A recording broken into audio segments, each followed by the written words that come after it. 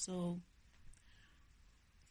my next topic for today is the many ways to interfere with universal law.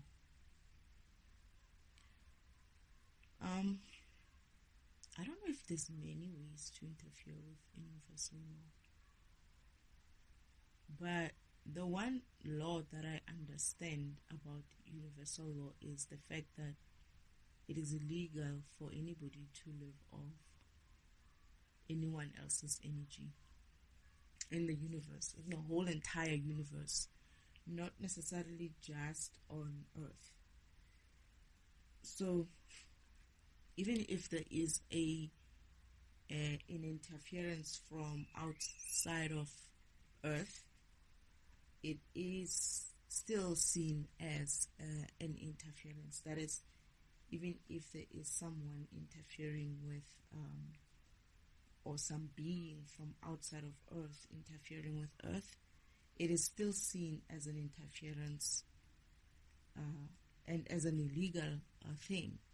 So I guess what I'm trying to say as well is, how I see it is that in the universe there is no separation in that way of there's these beings and there's those beings. In the universe, everybody is part of the universe and is seen as part of the universe, and they have essentially their rights to be in the universe and to be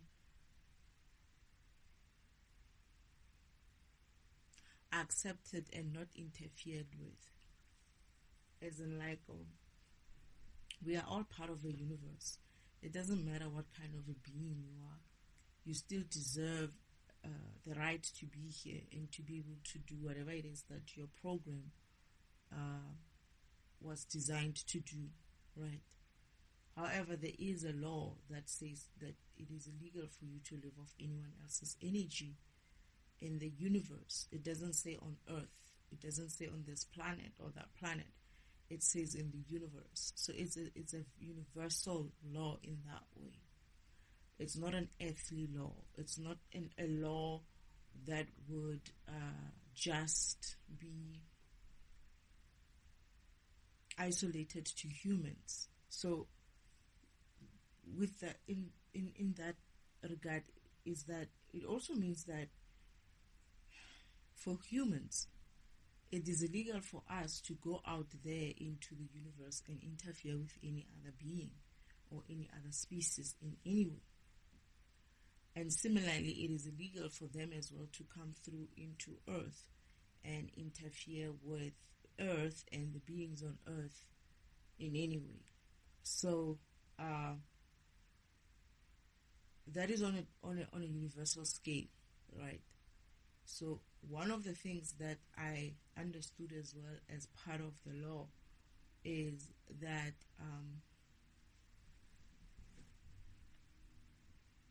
other planets or programs from other planets are also not allowed to, even other planets, or let me say other civilizations are not allowed to interfere with any other civilization in that way. Like, they're not allowed to interfere with each other. So when you interfere in a civilization kind of level, you're still interfering. So it means that it is still illegal for one civilization as a group, not just one being, but as a group, one of you interfering with another planet. It's seen as an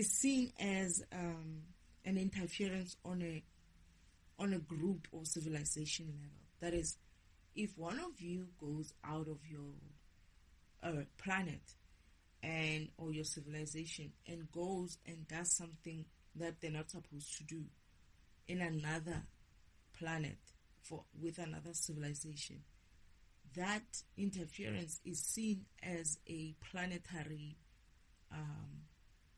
interference. So what would essentially happen is that being, right, would have created a situation for the civilization that they come from by simply, not simply, but by interfering with any other being or any other planet in any way. And one of the ways that they could, civilization-wise or planet-wise, you could find interference between planets is, let's say, there is a scenario where there are other beings from another planet, right, which would be seen as a higher realm kind of planet. That is, they are more advanced than us, not necessarily in terms of them being in the 5D environment, but they also practice differently their beingness. That is, isn't like they have gifts of a kind which we don't have, and this is why they are different from us in that way, or they are able to be seen as a higher realm because they would be able and capable of doing certain things that normal humans won't be able to do. And it's not to say that there is a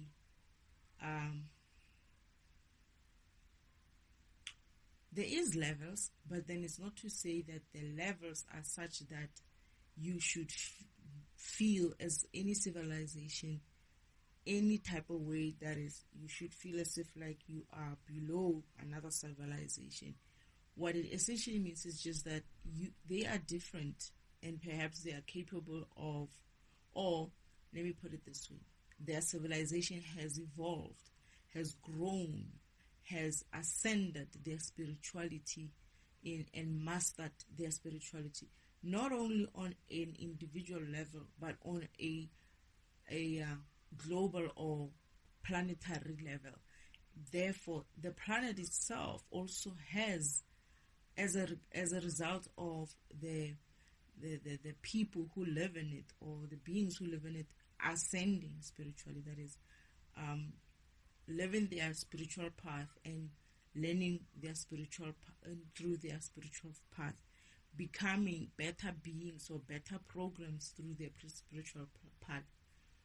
That means that our planet essentially ends up with having powerful kind of beings who have, most of them, mastered themselves and live in an element of probably godliness, in a sense of the planet probably has learned so much, that is, the beings on that planet, almost everybody has evolved to a point where, for instance, they do create, by thought. They don't get sick. They don't have any experiencing of extreme emotions like extreme sadness or extreme happiness.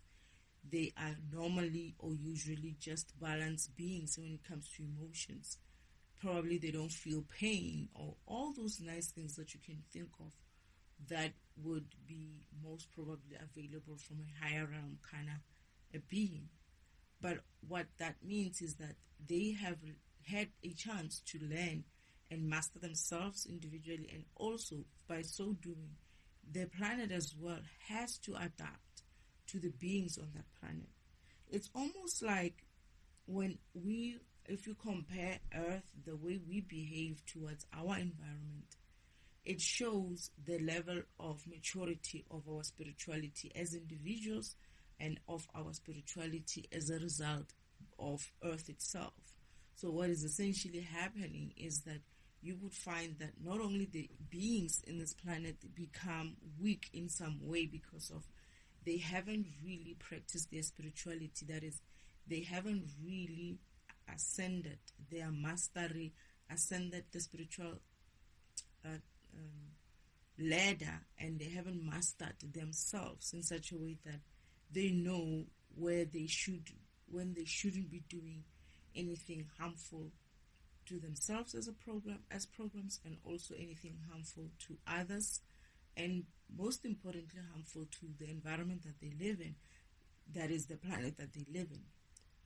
So as a result, what you will find is in our planet, you might find that the environment is depleted of certain resources, or the certain resources are misused, or the energy level like we have today, where we are not necessarily standing in a 2D and in a 3D, fully 3D environment. That is, we have dropped, from 3D to something. I remember that it was going to go up. There's a point where we're going to get to 2.6, I think.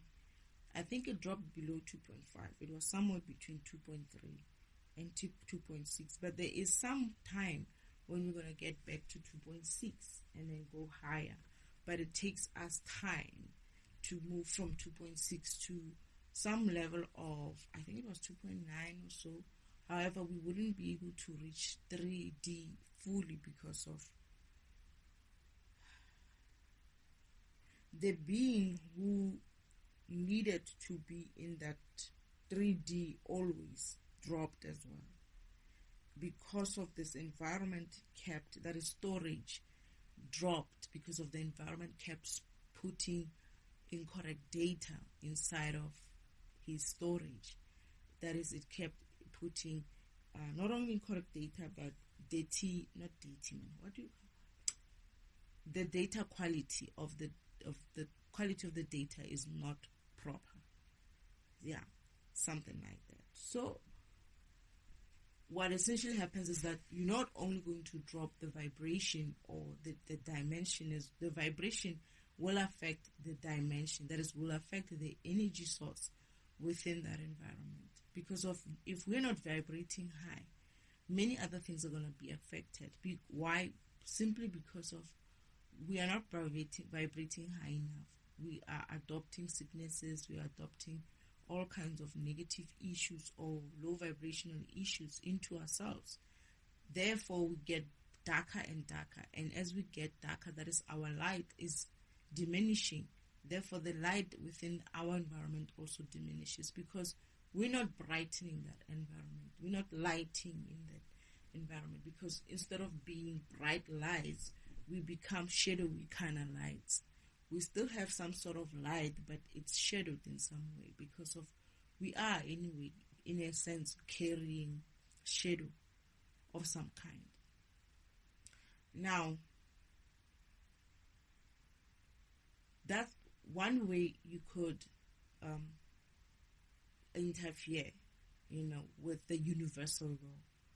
That is, planetary-wise, planets can interfere with each other from a universal point of view. And that doesn't necessarily mean that that planet has to come and attack your planet. It only takes one or two beings doing something like that to, not even something like that, like what I also understood when I, in this specific scenario that I'm actually referring to, is that what it means is that you're a being from a higher planet, which is in a higher realm, who has knowledge, and that is, they have learned how to do things. That is, that they ascended spiritually accordingly, and they learned their crafts, they learned their spirit, they learned their program. They understand who they are, and they understand who they are within the bigger scheme of programs.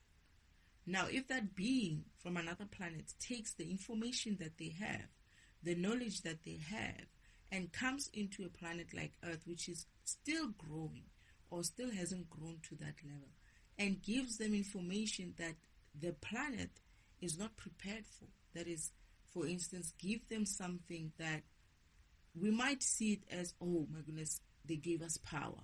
Oh my goodness. Like, I don't know, whatever they share with us, technology or anything that is not supposed to be in this environment. What would happen is, instead of us as programs evolving the way we needed to evolve spiritually, we get hampered by that sudden advancement in our environment, which we didn't work for.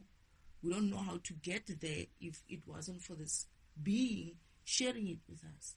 So what happens is we get stuck, because what we would have is a lot of technology which is coming from advanced societies or civilization. However, we are not prepared spiritually to handle that kind of technology because we never grew ourselves. to know what it is like to be able to have that kind of power. So what ends up happening is that the side effects of it is, yeah, it's all nice and well for us to get technological advancement in medicine, technological advancements in, I don't know, weapons or energy or anything like that. However, what ends up happening is that because of you didn't grow into spiritually to learn what it would mean for you to have that kind of power, you end up misusing it or applying it in the wrong way. And this is why, I don't know if it's, but they would know, obviously, so people who make these movies. If you look at movies, they will tell you, there'll always be this issue with sharing of technology, where the other planet would be like, we shouldn't be sharing. Your society is not yet ready for this kind of advancement in technology, so we shouldn't be really giving it to you because it might just destroy you. And what happens? It does destroy the planet in some way. Sometimes probably completely, sometimes not so completely, but gradually so. And what that means is that we didn't evolve. We didn't evolve to a point where we could say we are on the same par as that other planet. That is, when we are in the same par as that other planet, perhaps we would be able to share in a way that we don't steal energy from each other, but by interfering, that is. But then if we are not on the same level and somebody else gives us, or another planet or civilization gives us something that we are not spiritually ready for, as individuals, as a civilization, and as the planet itself, what ends up happening is we're going to not apply it properly. And because of, first of all, let's talk about the environment being in a 3D environment, that is Earth being in a somewhat 3D environment. And another being comes from a 5D environment. And when they come through here, they come through with a 5D kind of energy levels, whatever, let's say energy source, right? That is, they were only able to come up with something like that from a 5D kind of environment. If it wasn't for a 5D environment, they wouldn't have necessarily been able to come up with it. Now you take that kind of technology, whatever that is, you bring it to a 3D environment, which is, first of all, not energetically ready or spiritually ready to handle, or not even spiritually, dimensionally ready to handle something that was created in a higher environment, which is 5D. That is, perhaps in the 5D environment, if you output any of that energy in the 5D environment, it's like a small firework, popping. However, if you bring it into the 3D environment and you blow that shit up into the 3D environment, it's not a firecracker anymore. It becomes a 10 times the nuclear or atomic bombs or whatever it is, which one was bigger. Which one was bigger? Atom. Whatever. Atom bomb or something like that. But that's the thing. It's like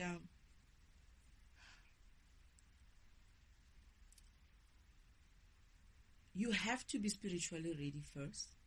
The environment has to be able to support that.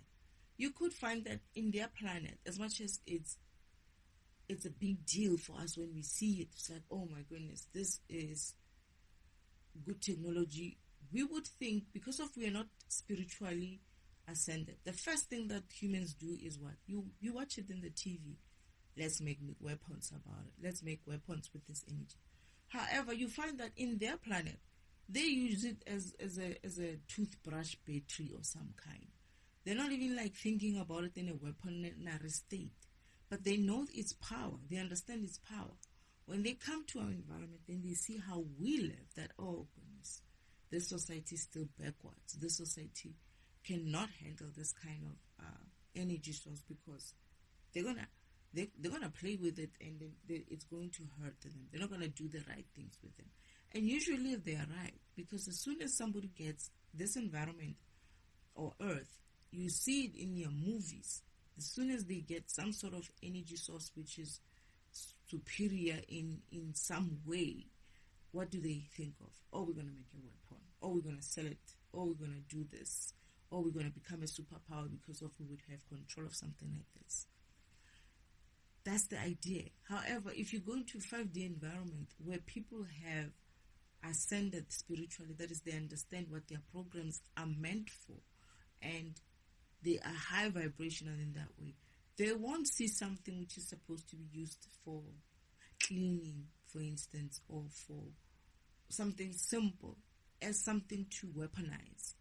However, when you come to a 3D environment with 3D environment kind of energy, and on top of that, the individuals are low vibrational, what are you going to get? And a mentality of weaponizing anything, right? You could give them a plant in this environment. You can give them a plant, or you can give them some way of making medicine or a cure for something. I bet you the other way, somebody's going to already be thinking, how can they weaponize that? And this is why it's not a good idea, or it's why there's a law of do not interfere with any other planets as well. It's not to say that they cannot visit.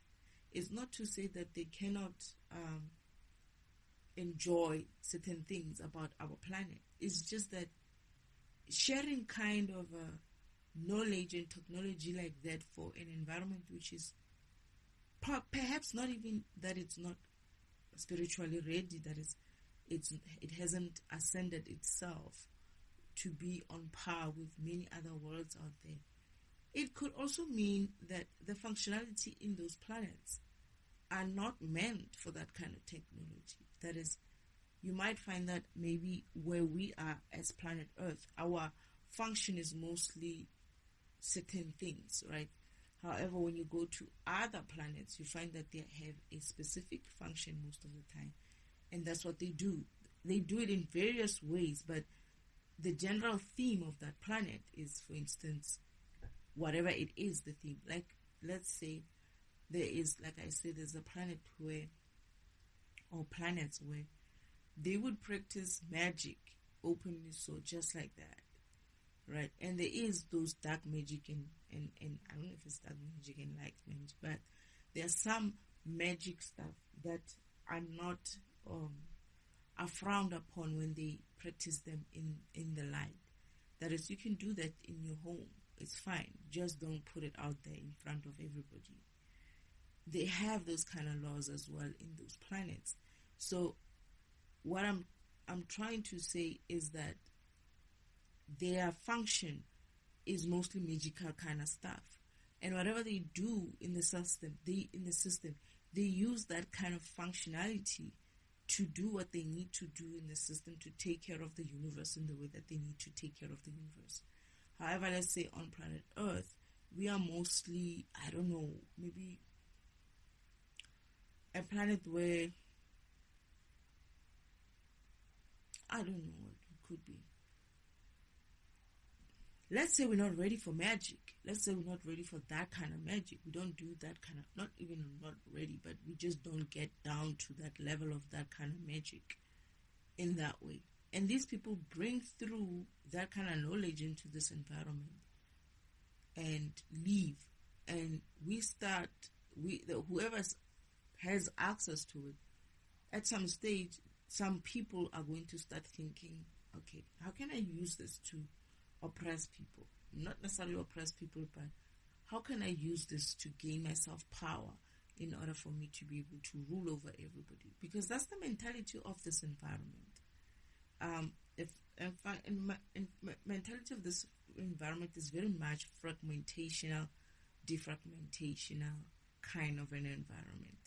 And because of the fragmentation portion of it, the fragmentation idea of it, you find that whenever they have anything, whatever they touch, they just want to fragment it.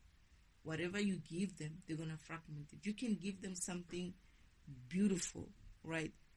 Like a flower. They're going to take it apart and stamp on it and do all kinds of things on it because of that's who they are. They haven't evolved spiritually to look at it and when you give them a flower, to enjoy just the fact that you gave them a flower. They're not evolved enough.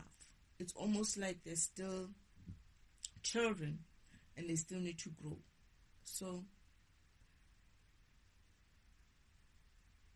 that's why it's important for, and most planets take it seriously when it comes to interfering with other planets. Because what essentially happens is energy has to be reversed at some stage. When defragmentation runs in the environment, which Father runs as well on his own, and I'm running it as well, what happens is, oh goodness, I'm itching.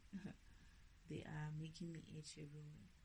What happens is that they normally would, what did I want to say? They're making me itchy. I forgot what I was saying. How you would pay for, or how the energy would be reversed. The reason why, another thing, let's go back. The reason why it's, even if it's one individual sharing, or a few individuals sharing information from their civilization with a lower level kind of civilization, right? Even if it's just two individuals who went rogue and they shared that kind of information. How it's seen is that that information, if it harms and steals energy from a lower realm environment, let's say because of you gave some planet out there a knowledge of some sort of a way to manipulate energy, high level kind of magic to manipulate the moon, for instance, energy from the moon or something like that. And our moon is not even evolved in that way. That is, it's still in an older version of the program. It's not in 5D version of the program. It would essentially be different with a 3D moon than if you were to do it in a place where it's a 5D moon. So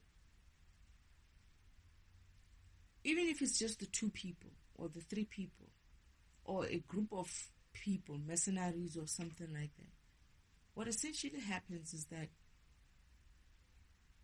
that knowledge that they left on planet, maybe let's say Earth, even if they give it to one or two, three people, if those people are going to use it in such a way that they use it against people, they fragment people, and not only fragment just a few people, but fragment people and fragment the whole environment in such a way that instead of gaining energy, that whole thing that they bring us or they brought us starts interfering in such a way that it influences people to go on a energy swapping, destiny swapping, moon magic and something like that on a global scale, right? And when that happens, let's say we all start turning low vibrational, and then what happens to the environment? Earth as well starts turning low vibrational. So those two beings affected not only just the beings that they gave these things to, right? They affected the beings which these other beings that they gave the things to. They affected the beings who those beings kind of like use or misuse that kind of energy or power on the rest of the people on the planet. As a result, the planet, as it goes into low vibrational state or into a state of energy loss because of what you left in this planet, be it knowledge or be it some sort of an energy or something, what is essentially saying is that your planet, because of now these people affected the planet itself, your planet is going to be liable to pay the planet of the beings where your two beings who you should have had control over, who you should have trained well not to go around and influence other programs, essentially have created, just one or two of you have created a debt for the rest of the environment, or for the rest of the civilization, and also for the rest of your planet, the whole planet. So if you're going to pay energy to the planet that your two people or your two representative went and fragmented in that way or stole energy in that way by leaving something which they are not ready for. What would essentially happen is that on a planetary level, the other planet has to pay back the planet which was the beings of that planet, including that planet, was fragmented in that way. So this is why it's important not to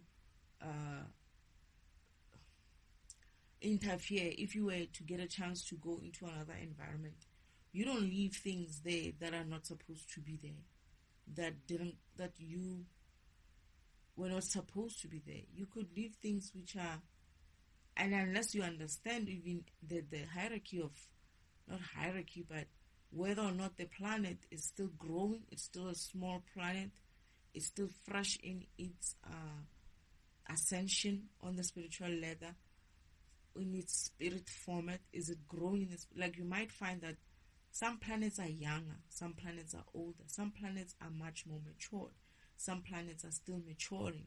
So you might have to, sometimes you won't know when you go to those planets whether or not they are mature. Even if they're in the 5D, they could still be in the 5D but maturing, because the 5D is actually most of the planets in the universe. The only planet that is not 5D yet is Earth.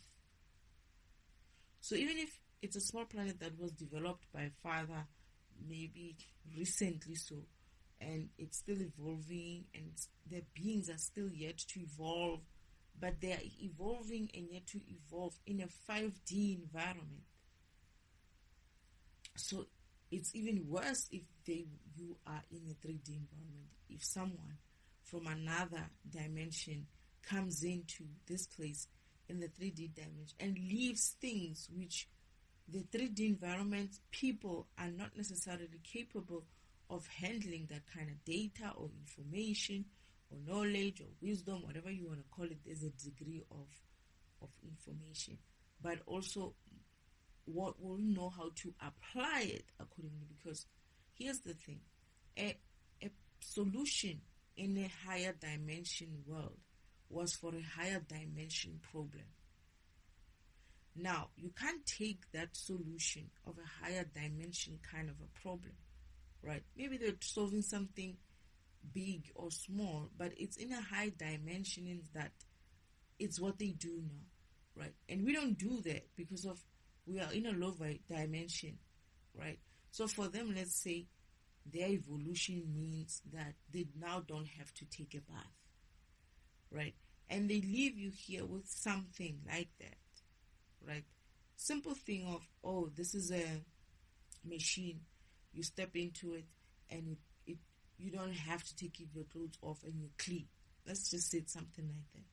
You might not think it's a bad thing as a being. You'll be like, we're going to replicate these things and it's going to, we're going to advance and whatnot.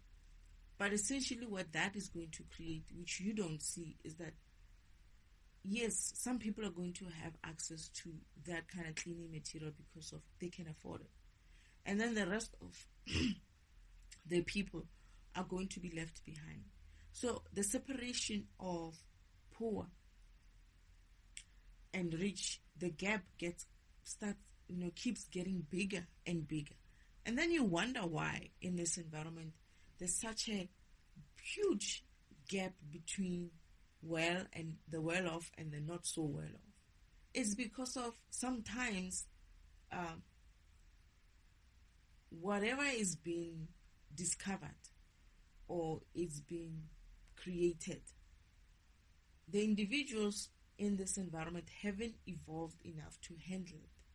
So they misuse it. And as a result, it becomes a burden instead of becoming a blessing, right? And it might look like something small, like, oh, it's just something to take a bath with. But it's, again, going to be one of those things where you're going to be in a planet and there's going to be people who are bathed properly and they are clean. And a lot of them who they say, Oh, but there's no water. But then why don't you use the machine? Oh no, it's only the rich who can afford it. Again, you see, because of those rich people didn't evolve spiritually to understand that something like that is not something that you keep for just the few. When you're going to replicate it, you're going to replicate it properly. And perhaps these people, where they come from, this thing is like a bathroom. It's set up as a bathroom, right? They don't even have these big fancy bathrooms anymore. And here you are, you have this machine, and on top of that you have a bathroom. But because of you haven't evolved enough to understand that this thing replaces your whole kind of bathroom setup, right? However, maybe let's say in this planet, we also have extra rituals of when we take in bath. It's not like in other realms where they don't care about makeup and stuff like that. So somebody's going to be like, but then where do I do my makeup? If you're taking out the bathroom, what about my makeup? Okay, maybe people don't do makeup in their bathroom. But let me just say there's some other rituals that we do in the bathroom that we are still doing, and we would wonder, where do we put this thing? You don't know that. These people, where they come from in the 5D environment, they don't even poop, right? The only thing they need is to clean themselves. They don't poop. They don't go to number one, number two. And now you have a problem. You have an extra machine in your house, and you have to have a bathroom because you have to poop. You have to do all these other things in the bathroom that traditionally in the 5D environment, it's not even a thing. Oh yeah, I need a mirror. Why? You must just trust that whatever program you put in there will do it for you properly. You see what I mean? But they evolved to that level and grew into that level and grew into that technology. As the technology advanced in their planet, they also advanced with it. Now here you are in your three-dimensional way. You were lost for so many years. A lot of things have been progressing in the universe, and you were stagnant and not really knowing it. And now they bring you this thing that is like, I don't know how many years, but it's like not even like it's 2 dimensions ahead of you, and you don't know how to use it. You don't know how to apply it. And instead of starting to make things easy, it starts creating problems. Oh no, we need electricity for this thing. Oh, what kind of electricity? It's a lot of electricity, right? And now the rich are going to be like, only people who can afford electricity are going to have it. Things like that. But then when you go back to their planet, they don't even use such things as electricity. The planet itself, the energy in the 5D environment powers everything. It powers even, they don't have to be connected to some sort of a, what do you call it? Because I don't even remember seeing such things in the 5D. You don't have to connect to any power source, any sort of utility kind of energy place, like electricity place or anything like that. You don't have to have Wi-Fi. You don't have, everybody just behaves and lives in a way where they can communicate, telepathically. They don't need this type of, let's put in Wi-Fi mast there and Wi-Fi mast there. Whatever energy source they need, the environment, the 5D light powers it, right? So you are here on the 3D wanting to implement something which comes from a environment which has high power already. Like everything, there are lights in the house. Everything is just powered from the environment. It's powered from air, from the light that is in that environment. And now you have this thing and you wanted this thing because of its fancy and all of that. The next thing you know, even wars would be created just because of that. People stealing energy from anywhere elsewhere, or stealing some sort of mineral to create more energy. All kinds of things can come out from that kind of small gesture of, what is gesture? Or gesture? Whatever, but of maybe, thank you for hosting us. And here's a gift for you. You can replicate this. And here are the plans to build it. you didn't think about the rest of the thing. Where am I going to get the materials? Right? You might find that some of the materials you don't have. How am I going to power this? You might find that your environment or the minerals or whatever that you have cannot power it. But when you go to their planet, everything is just fine. And that's what interference from a civilization kind of point of view might look like, or does actually look like. That some of the things we have, and this is where Father said, in this environment, we went one way with technology and we went the other with spirituality. That is, we advanced the technology, but not to the degree that it should have been even. But the human being, right, the program itself, our program, our spiritual programs remained behind. We advanced all these things, but we remained behind. And this is why there's a separation of the technology and the people, or the us as a people, or as programs, because your technology is trying to be advanced. It's not advanced, to be honest, but it's trying to be advanced. However, the beings in this environment are not trying to be advanced.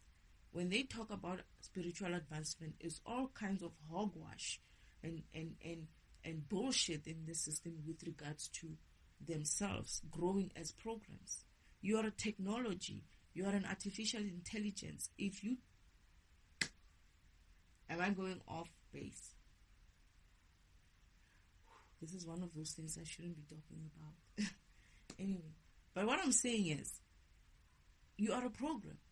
If you understand that you're a program, right, you will see it for what it is. That even your technology is a program, and how you were supposed to be operating with each other. But you cannot do that in a 4D, in a 3D environment, and you cannot do that in a 3D environment, especially if you have advanced type of technologies which your environment cannot handle.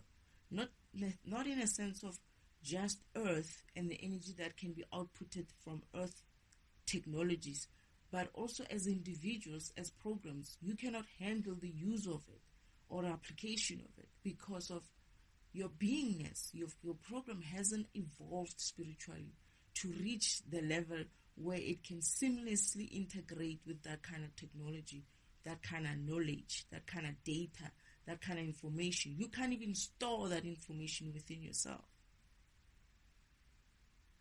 And this is why you do not interfere, even from a civilization level, with other civilizations. That's one way. And then when we drop it to the level of, because we've spoken about it from a universal perspective, because it's a universal law. It's not an earth law. It's not a planetary law. It's a universal law. That is, that law applies for everybody. You bring it down now to the level of us beings in this planet. We're not allowed to live off anyone else's energy.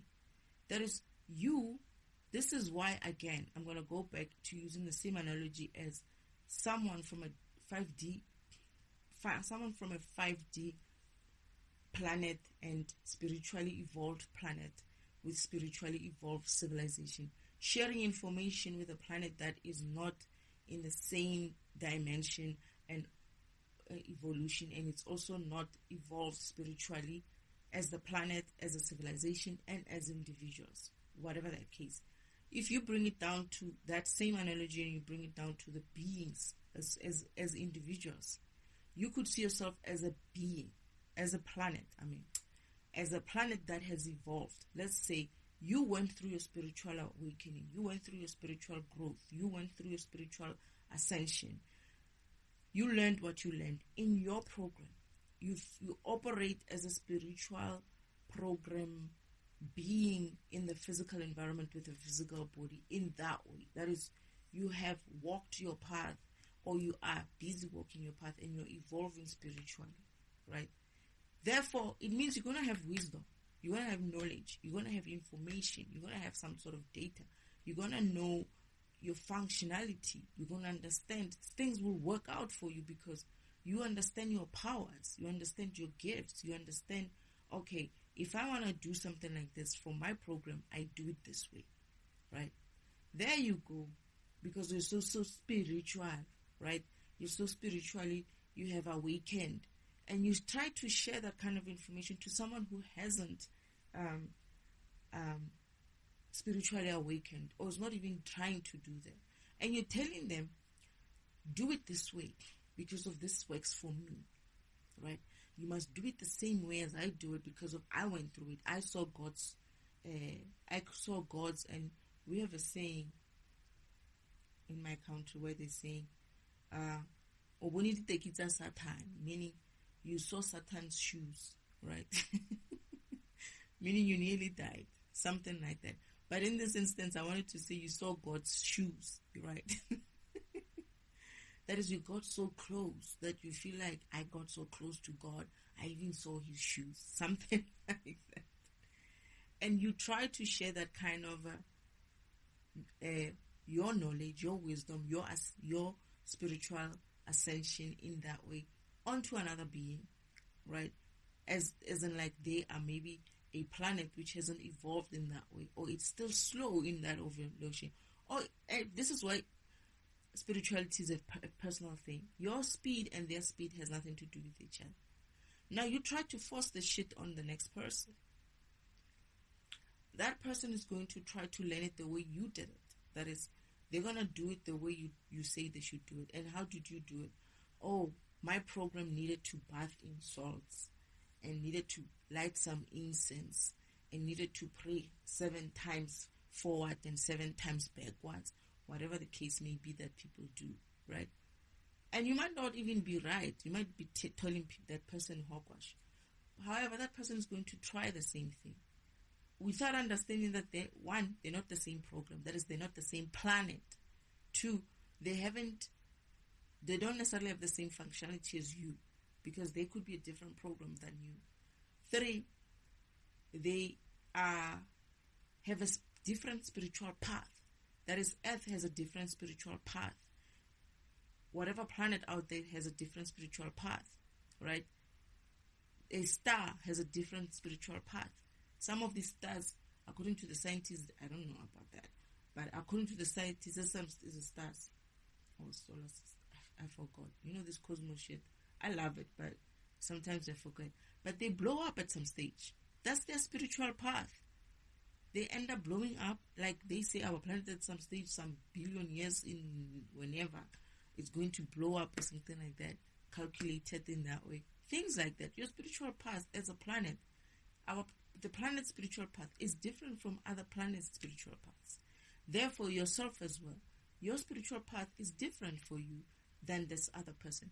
You might be dying in 2 minutes when that person is finished talking to you. You see what I mean?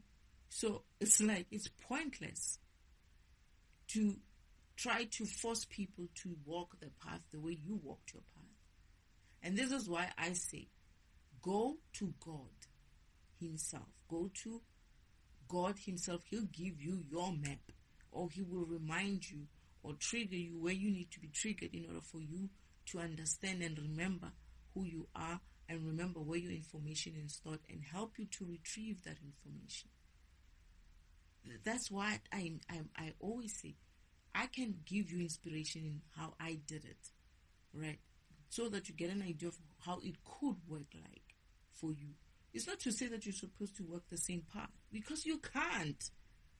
You will never ever be able to walk my path. And it's not to brag, it's just to say, I had to grow up in a specific house with specific fuckers in a specific fucking way and grow up in a way that I get to be in this specific situation or fucked up situation, right? It's specific to my program. So you cannot walk my path in that way unless your path was designed to be just like mine. I am walking my brother's path. That is, I'm walking Yeshua's path. And I had to walk it at some stage. Father, the same way he showed me in his way. Actually, I would say I walked Father's path as well. When he was showing me and making me understand how he felt when he understood that he is existing. I walked that path. However, I didn't walk that path as God. I walked that path as destiny, trying to see what Father went through when he was awake, when he was not awakening, but when he was becoming conscious of himself, that he's a thing that exists in the darkness, right? Similarly, he had me walk just a portion of Yeshua's path, the portion where he's going to be crucified.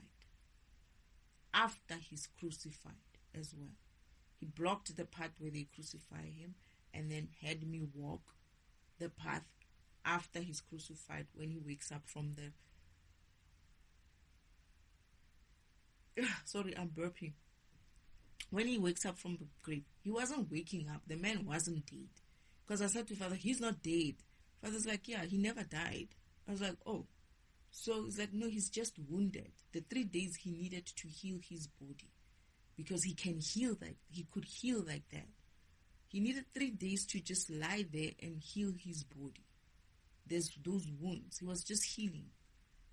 Right? And because I was like, no, Father, but this person is not dead. He's not dead. Father's like, no, he didn't die. And that's the lie. That's another lie that they told, that he died and woke up after 3 days. No, he just needed a 3-day rest to allow his body from those deep wounds to heal. That's it. Right? But anyway, I had to walk that path when he came back from it. How pissed he was after they had done that. I had to go through the emotions of how pissed he was. Right? People think, oh, Jesus died for our sins. It's like, he was fucking pissed. Sorry, brother. But he was pissed. He was pissed to a point where he didn't want to talk to his family. He didn't want to talk to my brothers and sisters, my mother and my father. He couldn't believe. This is why he went rogue and walked around aimlessly after. I think they say it's 40 days. This is why I walked that path, and I could see how he wasn't only pissed. He was beyond pissed.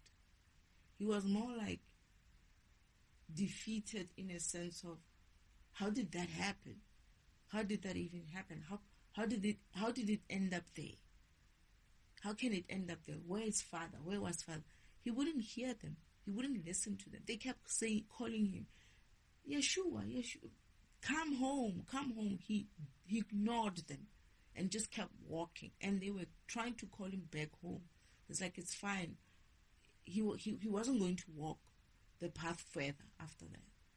He was not in his right mind to walk the path after what they did to him. And I understand that. I am that way as well. I was that way as well, even in my own path. But the thing is, I walked it differently. As destiny, I walked my path similar to his, but in a different way. This is why I can never replicate what he went through. Nor do I want that shit. Right? Even though I went through my own kind of a crucifixion in a way, not in that way, but mine was more torture. Right? So you can never walk my path. You can never walk anyone else's path. You're not made for it. I was made for this path. Just like Yeshua was. And I was made differently this time, because Father was like, you're an upgrade to Yeshua. You're going to do it differently when you get to this point. We're going to make sure that you get through this point, because we've learned the lesson of the last time. And we're going to learn the lesson and make sure that you get through this point.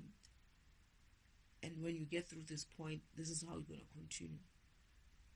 At that point, Father's like, when he was showing me the simulation of my program, he's like, look. And when he looked, when I finished watching the simulation, I was like shocked I saw.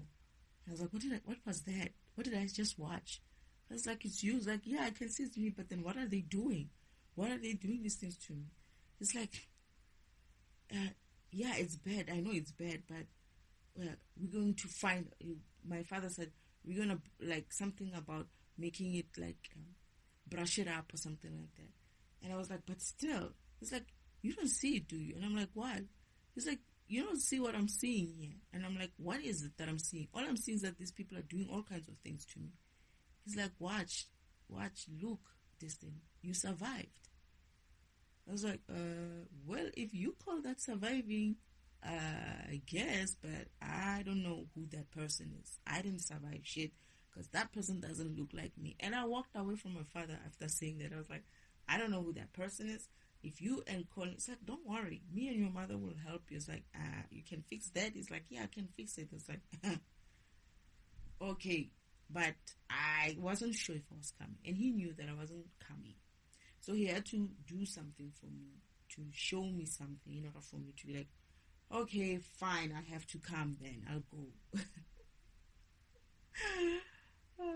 That's the one thing he said to me, that I shouldn't share. I should share everything except for that until it's time for me to share it.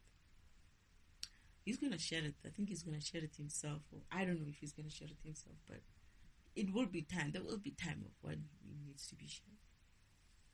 Anyway, this is the thing. This is why on a individual level, you shouldn't be interfering in that way as well with another individual, with another program. Because you're going to give it information of an evolved kind of a person and trying to give it to someone who's not evolved.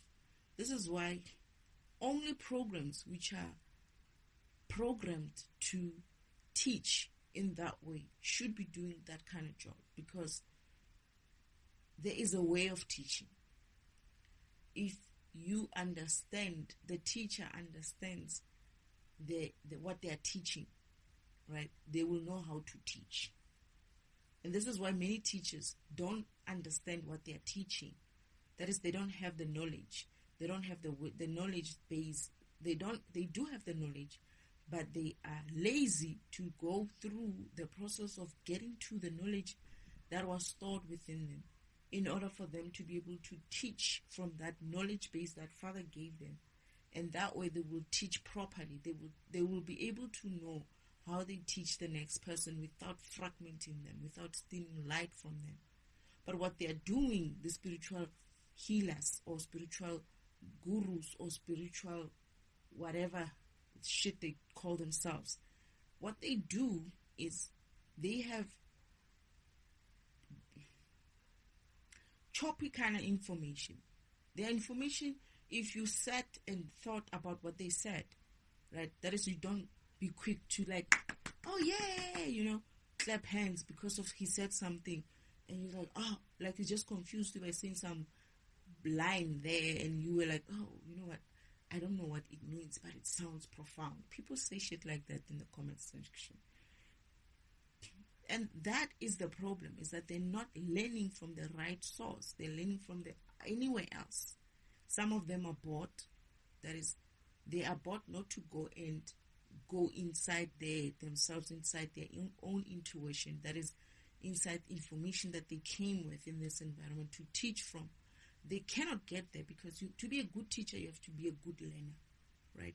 And they don't learn. They haven't learned the information that they needed to go and tap into. Therefore, whatever they spew out, we just go like, yeah, I think I heard what he said. What did he say?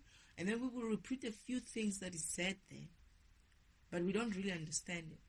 And it's the worst thing is that most people, and I get it that most people maybe might not be that tuned in such a way that they would go in there and defragment that lesson, but I'm not that one.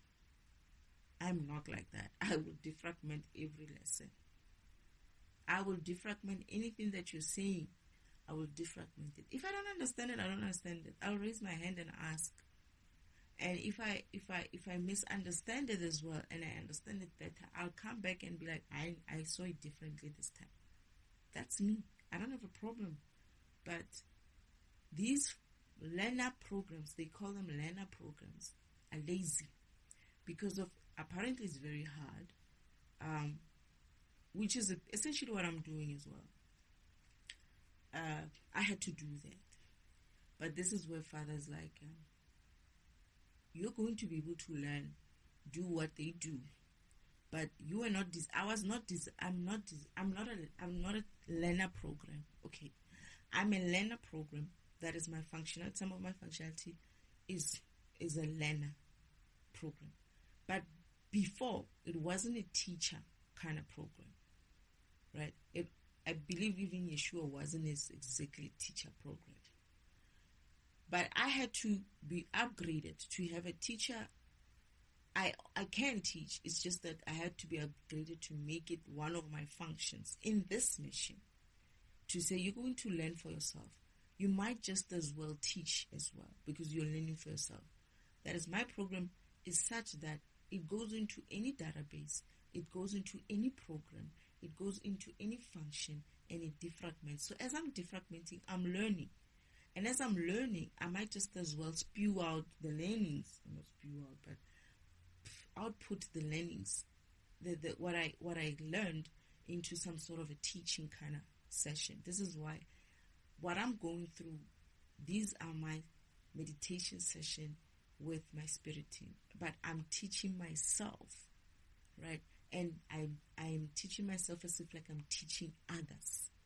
And this is why whenever I listen to them later, I'm like, oh my goodness, yeah, and I'm like, this is still you. You remember you recorded this. It's like some of these things, most of these things, I don't remember saying them.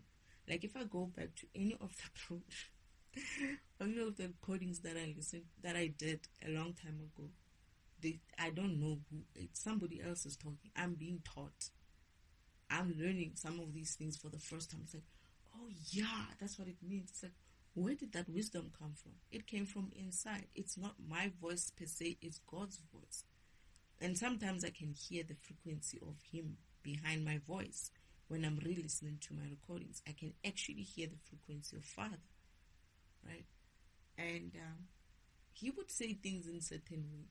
And it's not just from me. There is a being, there is a program who was meant to be my messenger, right? One of my messengers. Whenever she says a lot of other things as well in there, but she got corrupted, let's say. And she was spewing some of the information incorrectly, but she had this other layer of hers where I could sense something wrong with her. And I was young even then when Father was showing me, it's like, you see these recordings, these videos, or you're going to see these videos on YouTube, obviously. And when you see these videos, there's this one video, when you see it for the third time, you're going to wake up. You're going to remember. You're going to wake up fully. It was my trigger. Not even wake up. He said, when you hear, it's not to wake up. I woke up before that. He said, when you hear this video for the third time, you will know that you have fully awakened. That is, I'm good. I'm awake now. The process of me waking up has come to its completion. But as I continue, I'm learning my karmic lessons. And by learning my karmic lessons, I'm going through my enlightenment. I'm enlightening. What is it? Enlightenment? Yeah. I'm getting enlightened. Light bulb moments of, oh my goodness, this is what they mean. Oh, that's what they meant. Oh, okay, this is what all those things. But as I'm doing that, it's through a meditation session where I'm teaching myself as if like I'm teaching others. And this was like, it started off as a test. And it continued. Like there's so many other recordings that I did a long time ago, which are kind of profound as well, because some of the things that they taught there, I forgot. I might need to re-listen, revisit them. But anyway, this is why when they teach, if they were to just tap into their information that they came with, that they were supposed to come here and teach, right? They are learning, but they're not learning properly. What they're doing is they are focused too much on what's out there as well. They're afraid of going in there, deep inside of them, and getting the information and putting it together. Because it's not just getting into the information. It's to read it and be able to create tangible information and gain some knowledge from it, right? So they are lazy programs. They don't want to do that. What they do is they just come up with things, right? Or they thumbsuck things from somewhere, whatever trend is going on, they jump on it. Oh, now recently it's vibration, right? It's vibration and whatnot. And I was like, oh, vibration caught up with me. After a while, I was like, oh, Father, these people are talking vibration. I remember Father's like, they're going to be talking about vibration after that. Like your counterpart is also going to be talking this vibration, that. And I listened to this tarot reader starting to talk vibration frequencies. I was like, uh-oh. Because I transmit not only by YouTube or whatever, I also transmit just from the waves, from the airwaves. I'm like an antenna in that way. I just boom that information out there, and energy-wise. So my light, as it shines, it's saying light is information in it. Just like as someone else's light is going to shine, it's going to share some information about them. This is why when you're a higher being, you'll be able to read that person as in like, oh, this person is feeling sad because of their light, their aura has information. Information is light. Light is information. That's exactly that, especially from a computer perspective. That's how you see it. If you were to drop information to its lowest existence, it's a on and off switch. It's an on and off. It's a light, no light, light, no light, light, no light. So it's information, and when you're higher frequency, you're able to interpret that from a being by just their aura, by just the way they are shining. So yeah, that way, when you're teaching someone in a way of follow me, do this way of me doing it, this is where you're fragmenting that person. But if the person is learning from you in the essence of, I can see how she does it. I don't know how she does it, but I can see that she does it that way. I guess for me, if I'm understanding what Father wanted to do with me, is that he wanted to show people that they shouldn't feel some type of way, or scared, or crazy, or shy, or whatever this world will try to put on you when you start finding things about yourself, right? And he wanted to share it in such a way that to show that, you see, this person here is doing it this way. So however you're going to do it, it's going to be okay too. And I think that's why he... I suspect Father did something with my... this is why I feel like Father somehow could have done something about my cussing. Because I didn't like it, even when I was in heaven. I was like, so what are you going to do? It's like, no, it's nothing major. It's okay. You don't have to worry about it. It's not a big deal, right? It's just that you're cussing. And I was like, don't you think you should be changing it? Aren't you going to change it? It's like, nah, it doesn't, it's just a side effect. Don't worry about it. But then I keep saying to myself, Father, what? All right, Father, don't see me that. I have always felt like my cussing comes from the fact that Father wanted to cuss out certain things. He won't say it himself in that way, or get the opportunity to say it in that way, because of how energetical he is, right? So it just so happened that it was a side effect of mine for removing a certain functionality, which is a kind and loving and nurturing and soft kind of a functionality when I'm teaching. He said it's because I feel sorry for people whenever I teach them,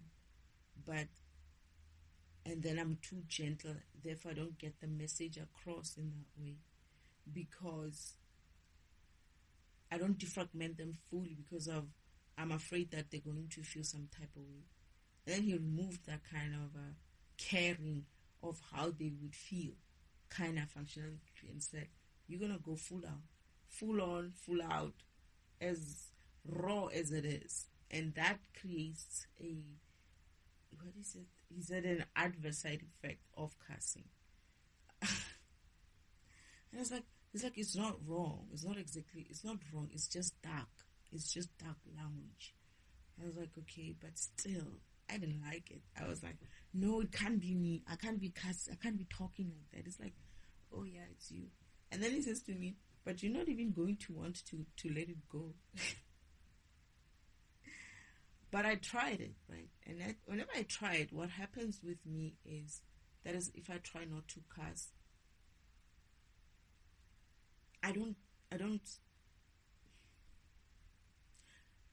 it really doesn't come out the way I want it to come out. It's as if like I'm lying. I feel like I'm lying. It's like it doesn't sound the same way. It doesn't sound the same way. My brain has it in a certain way, but my words are saying it in a way that it's kind of like making it softer. But I feel like I wasn't authentic. It's not authentic, yeah. It's not authentically me. It's not. It doesn't hit. The truth doesn't hit. It doesn't hit properly. It's lost between that niceness and trying to sound acceptable by others. So it gets low vibrational in that way because of I'm doing it because of I'm trying to sound good for others, like I'm pretending, right? I'm pretending, and that's a low vibrational shit. And this is why I'm like, it's not me. So I'm either gonna do this as myself, or I don't do it at all. Because if I do it that way, it will be fragmenting as well. Because you're not gonna get the full-on impact of what I'm saying in that way. Because what you're gonna get is a diluted version of what I'm trying to tell you, where you might not take it seriously because of it was diluted. However, if I give it to you straight, the way you're supposed to receive it, because it is what it is, it's the truth, and it's uncomfortable, unfortunately. I mean, when I listen to my recordings as well, I feel like, we do that. Like, I feel like I'm also being scolded.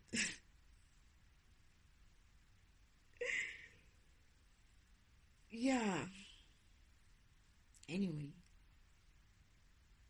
if you interfere with another being in that way, that's one way of interfering with them. By trying to impose your own ideas onto other people. And yes, they may be ideas, but is it the truth? And you can share, there's a difference between sharing ideas and imposing your ideas on others. For me, I feel like I can share my ideas, right? But to tell you, you're going to do that in a sense of you're going to do it the way I did it, it's another issue. Because unless it's truthful, if you know for sure that it's truthful, then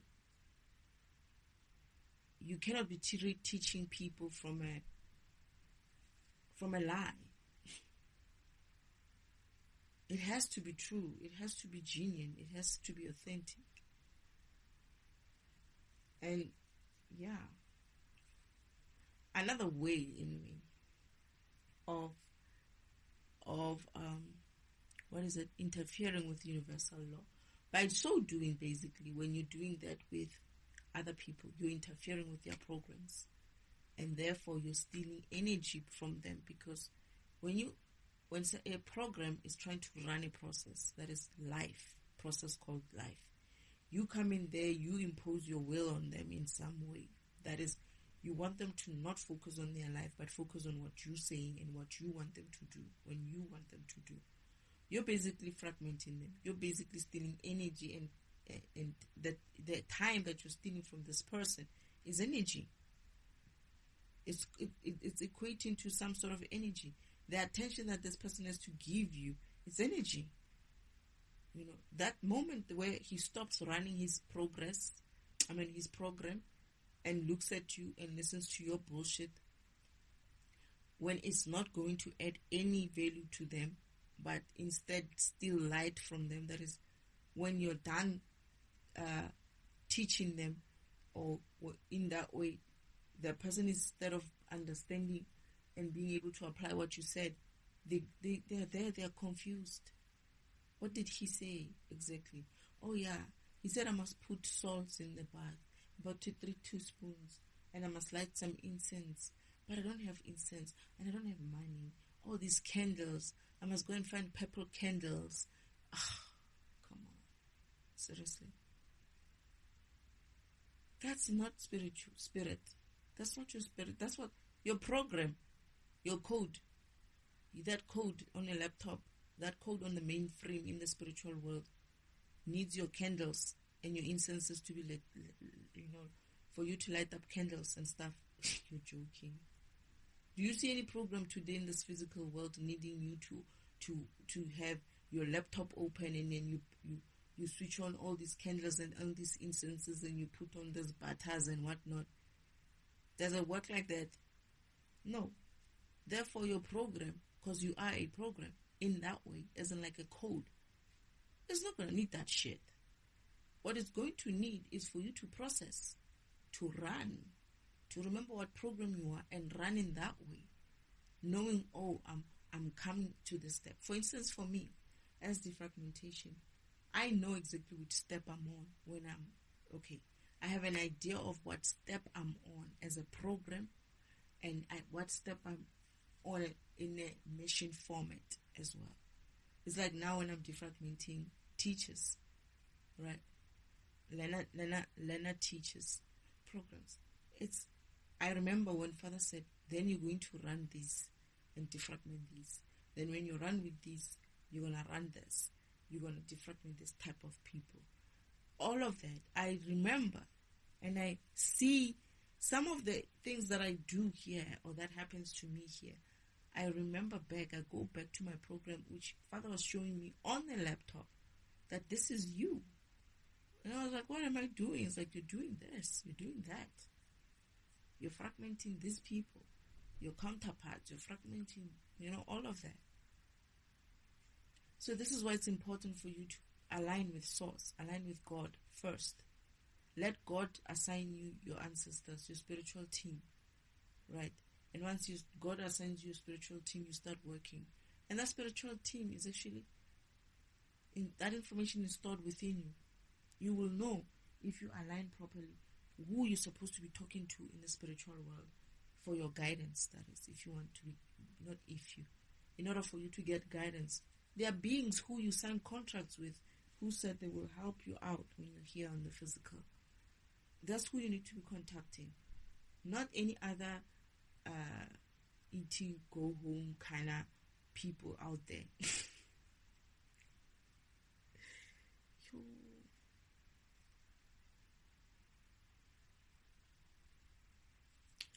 There's a vision I need to remember about something, about some person who's trying, who there's but anyway, I was doing the recording yesterday.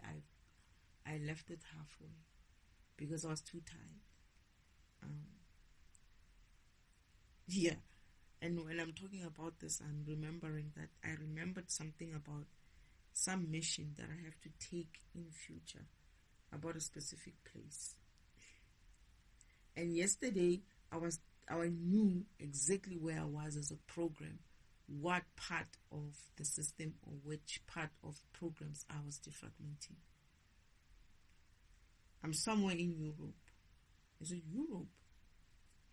I'm somewhere in Europe because I was in India at some stage, and then I had to be in China. I was not there too long. It was just for one person. I'm going to go back to Asia anyway. I think it's China for a specific person, a counterpart of mine in some way. So,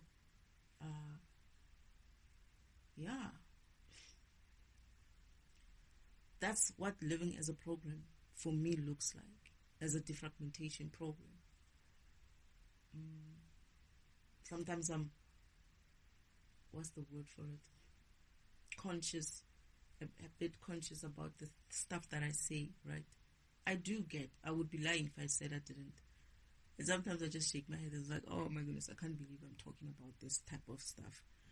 But sometimes I get conscious, not necessarily about the stuff that I'm saying, but more specifically mission-wise, about people that I'm trying to wake up, right? Because I have to remember their information is to trigger them in such a way that they know who they are, they know who I'm talking to, and they wake up.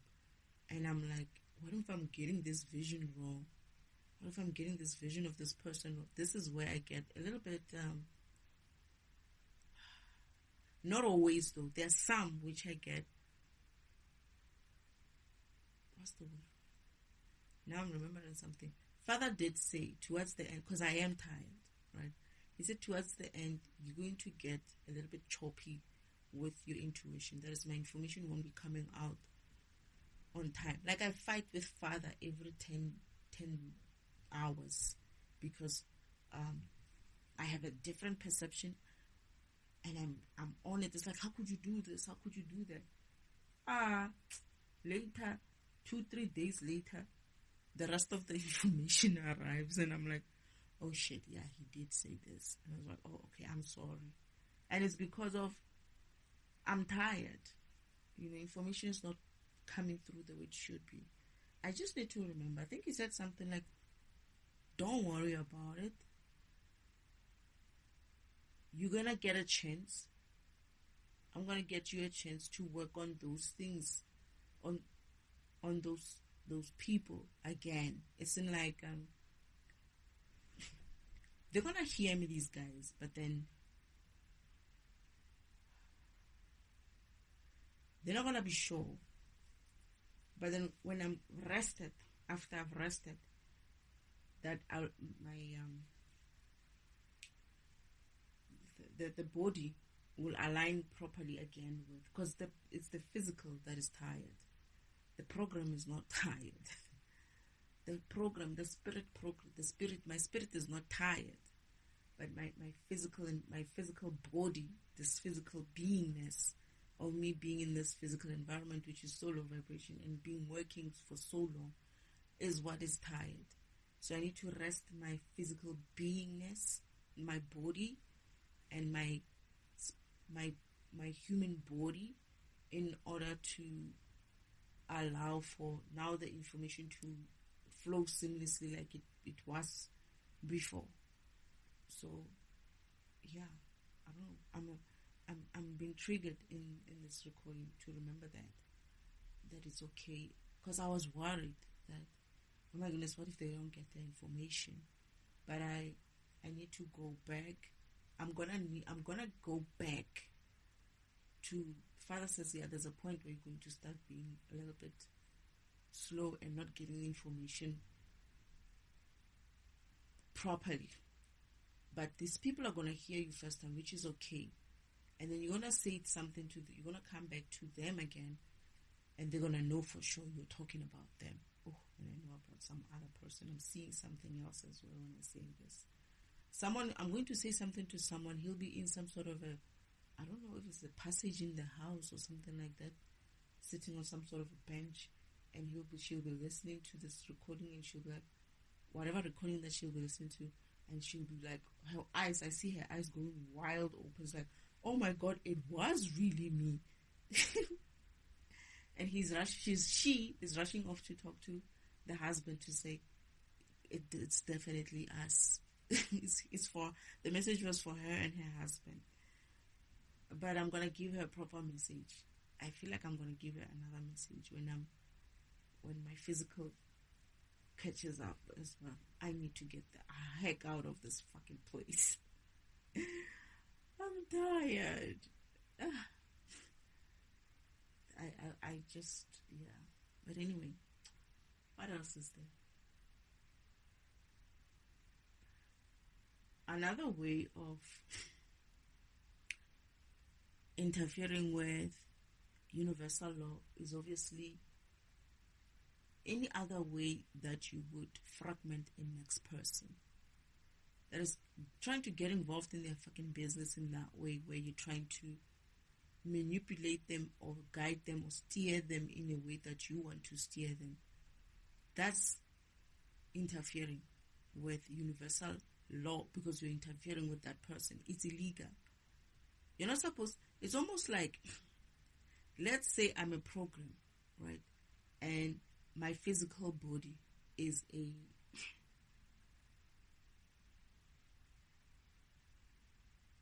it's a robot. It's not a physical, organic one. I'm a robot, but I am,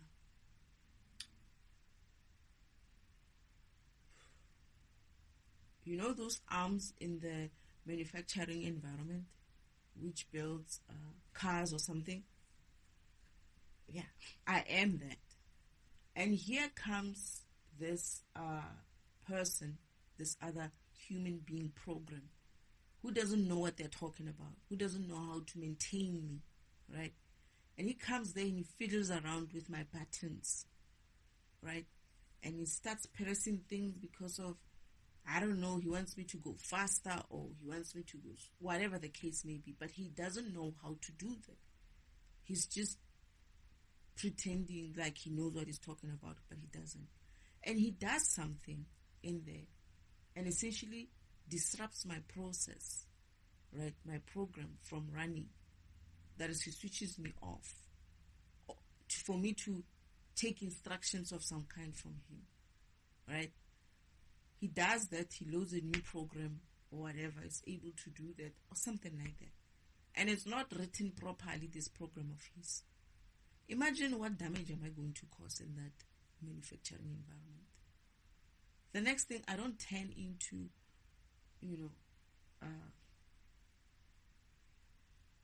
nailing the cars on the line. I turn around and I start nailing him. Or I turn around and I start nailing any other program there. Because of whatever he loaded in there, or whatever he did, whether it's just buttons or something, whatever he pressed is not proper for my processing. It's something similar to that.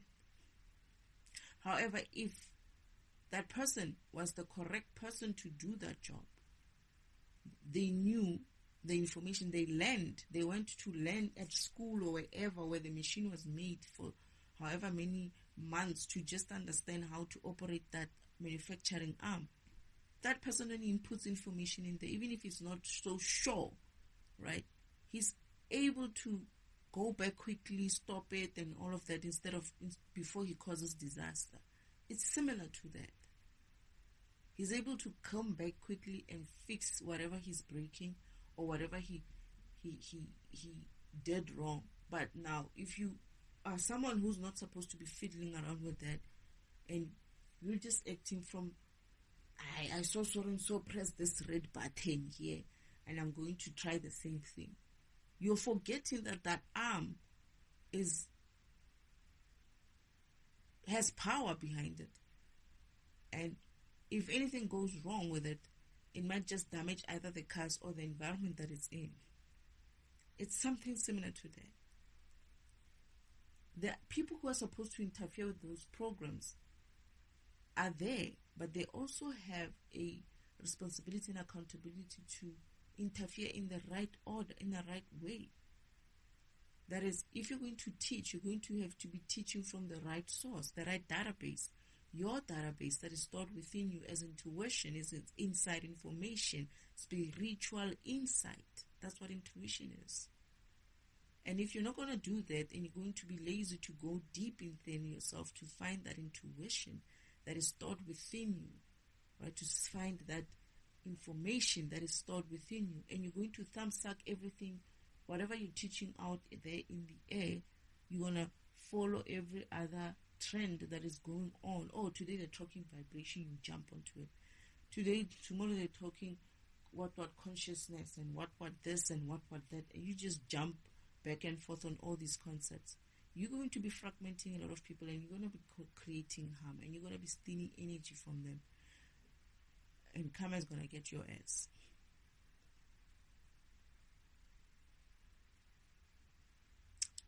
Another way of fragmenting, or what is it? Universal law. Not fragmenting universal law, but interfering with universal law. One of the main ways, or the cause that a lot of people have been taught that it's a good thing to do, and this is where the devil is trapping you. You don't realize that the devil wanted to trap you. I believe that he wanted to trap you to create as much karma as he has. And what did he teach you? What did they teach you in this environment? To help others. Why? Why should you help others? That's interfering. It's not your business to help others. That person that you're helping has a spirit team that he or she's supposed to be connecting with through God, right? When he aligns with God, God is going to say, okay, here's your spirit team, and I'm there as well with you. They're going to work with you and help you get through or walk your path. They are your spirit team because of some of them are your ancestors, meaning they've walked the same path as you. They know your program better, right? They know how to do things before you were an upgrade of theirs. They know how to do things up until the point where you start getting upgraded. So they can help accelerate your spiritual ascension by helping you. Oh no, I walked this path. No, you walked here. I did this one. I did that. Okay, from here onwards now we have to upgrade you now. You see what I'm saying? It's like they have the knowledge of the previous versions of yourself. This is why you're supposed to be talking to those people, not any other fucker out there. You can't call me and be like, oh, Destiny, hey, my spiritual path is like, did you go try to align? It's like, how do I align? I don't know. I don't know what program you are. How do I know what communication you use? I can tell you how I do it. I just start thinking, talking, because I'm that kind of program. What if you're not made the same way as me? You could be aligning through your shoes. How am I going to know that? They could be like, go to this cupboard of your uncle. There's these shoes which your great uncle used to wear.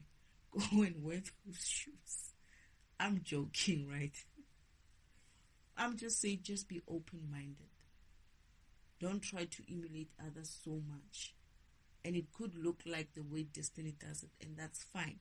But if it's different, it is also fine. And you must find that. Right? For me, it's this way. My meditation session. Right? You could try the same thing, and perhaps that will work and maybe be guided towards the correct way. You could try it that way. And it's all exploration. Nobody's going to... What I know, though, what I realized when I was still trying this thing out, when I was still at the farm, when I was still starting out, what they do, these ancestors and God himself, is whatever you do, they're going to try to go there where you have your focus there. It's almost like if you try to use a pen, maybe writing, that's how they're going to use this, that they will try to use that for you. They'll try to kind of like get you when you're writing and try to make you see things in that way and write things in that way. It's like you find yourself, okay, why am I writing these words? Where are they coming from? Where's this wisdom coming from? It's your ancestors and God. What I know is that it's not just you who's going to try to connect to them.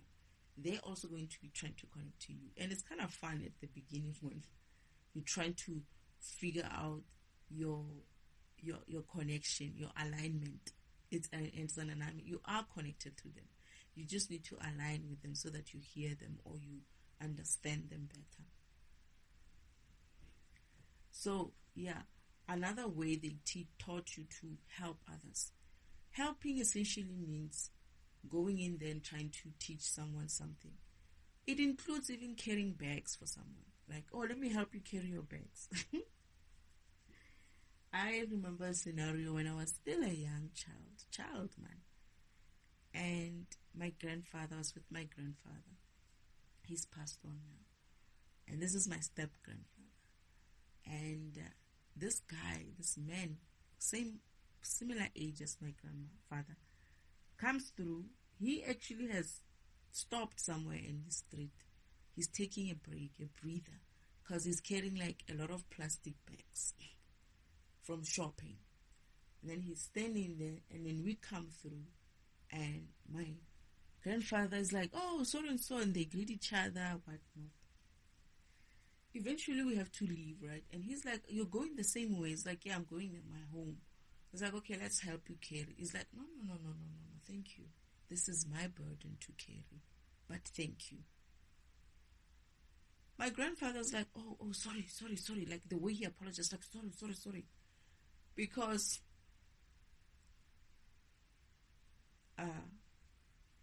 they said something to each other, isn't like, I can see you haven't forgotten the ways, or something like that. This is something that my grandfather said to the man. And the man is like, no, there's only that way, kind of thing. Like for him, there's only that way. That is, he's living as a program. And he's living under universal law. He will not allow another man to carry his burdens for him, because that's essentially a debt. If you allow somebody else to use their energy for you, even if it's a small thing of carrying or helping you carry your bags, you're going to need a way to pay him, right? To pay him back. And they say something like, as they continue the conversation, it's like, I might not get the opportunity to pay you back, so it's fine. I'll carry my burden. I'm not far anyway. I'm going to get there. You do this every time. Don't worry, but thank you. And my grandfather's like apologetic so much that he felt like he was crossing a boundary. He remembered that he was crossing some boundary which with other people at the time, when I was that young as a child, maybe 4 or 5 years old, it was not even allowed in that time. I'm 45 years old, so about 40 years ago. It wasn't even, people were still living in that universal law way. I know my grandfather had a friend like that, close friend like that. They had to stop being friends because of my grandmother said to him, you're going to stop being friends with this person. This person is going to tell this child things that this child, we don't want her to know. But anyway, what I'm saying is, even carrying your bags, any burden, even talking about your problems to other problems to other programs, it's not for them to carry your burden in that way. You're fragmenting them. Why are you making them carry your burden of thinking about your problems? You must talk to your ancestors. Those are the safest people where you can go and relieve those things with them. They're going to help you work through those burdens as well, so that you don't have to carry them or carry so much. That's what they're there for. Not to use someone else's as a burden place where you go and dump shit into. That's another one. It's like, it's a no-no. That's the most basic way of interfering with universal law, which they've taught in this environment to say, help. Oh, you must be of service of others. Nope, you didn't come here to be service of anyone.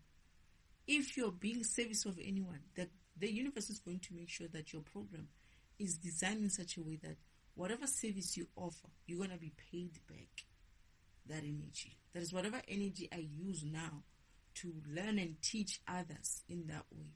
It has to be repaid back by the universe, and you will see it for what it is when it needs to be done in that way. It's going to be paid back. This is like my program. How I'm being paid back is in a program way. I feel like when I'm looking at the program, is that I'm being paid by defragmenting every program in there, making sure that it goes back to its solid state. It will help the system become healthier. And if the system is healthier and the system goes back into its solid state, it means when I run the next time, my process will be slower. That is, I will have enough energy, right, to run, but then because of the system is not messed up, I will take a process that used to take me 45 years, will take me 3 hours to do. Therefore, that is in a way for me, that is one of the most biggest payment that I could get in a way, where my energy doesn't have, I don't have to run up until this point where my physical cannot even keep up. That is, next time when I have to rerun, it's just 2 months, not even 3 months. Or next time it's like 3 hours. That is, I just go and I'm like, oh, what are you doing? Oh, no, you know what? Can you just, give me a nice hair wash and, do my hair and what. I just go to a salon and sit there and get pampered while I'm defragmenting.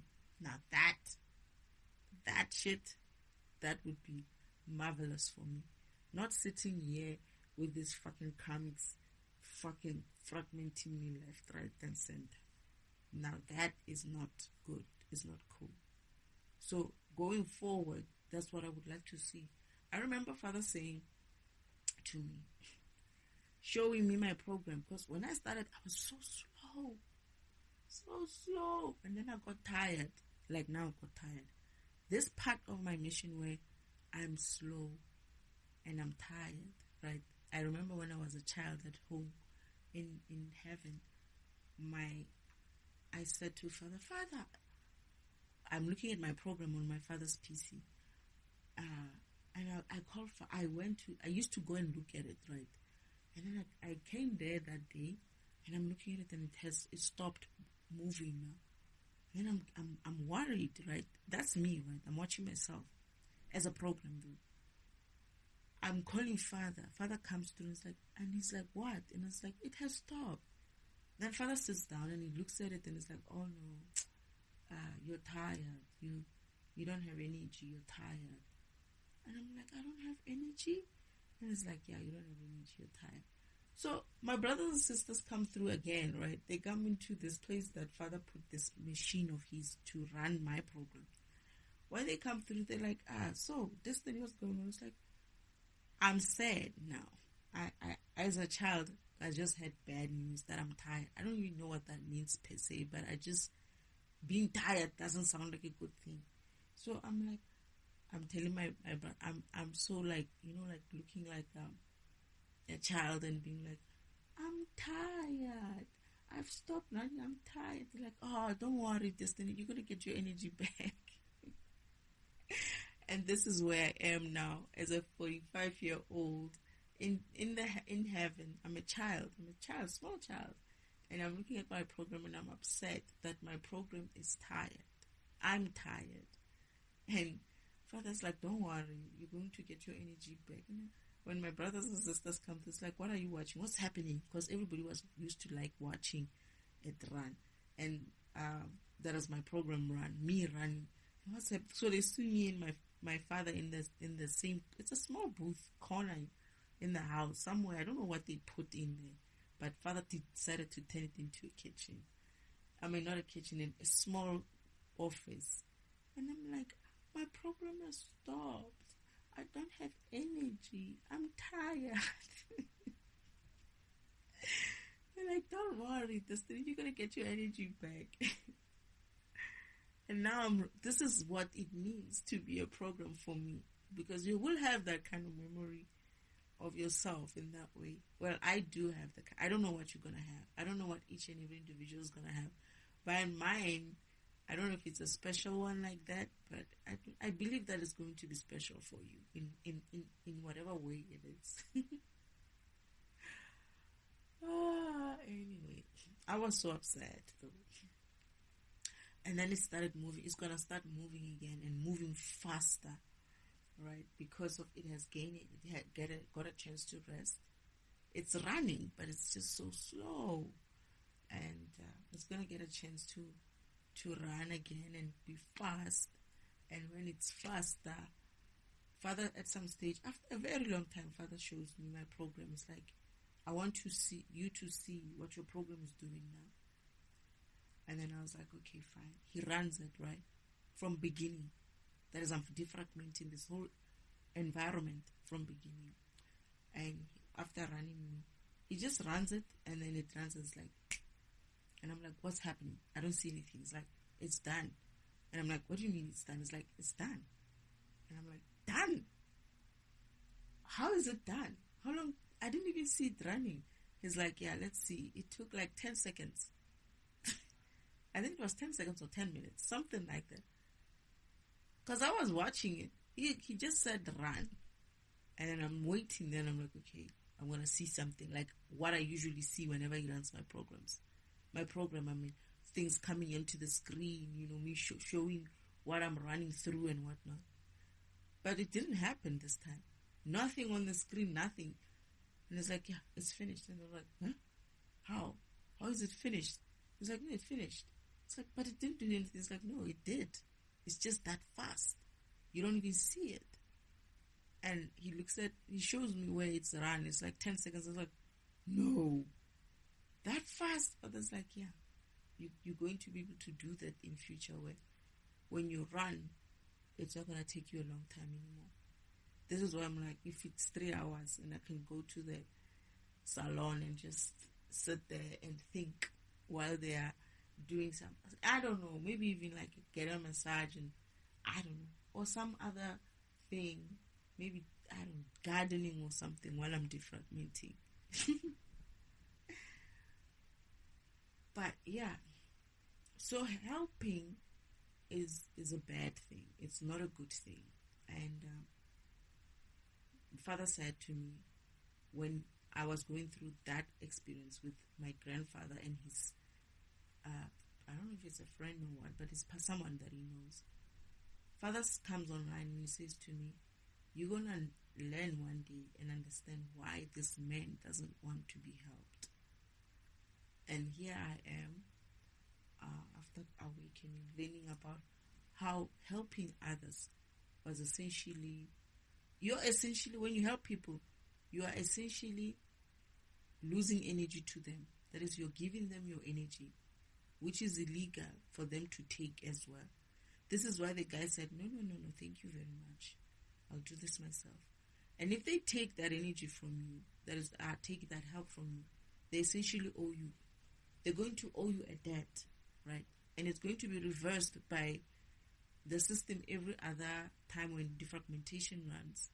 So if you are not careful and mindful and live off a lot of help me with this, help me with that, help me.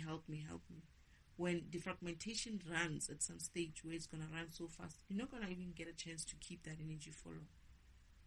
You're going to be energetically bankrupt at some stage if you're living off other people's energy. But it's also not a good thing for the being who is giving energy in that way to others, because you're creating a problem as well for people, but you're also going to you might also create a karmic lesson for yourself. That is, you will learn what your karmic lesson for you will be, why you shouldn't be doing that to others.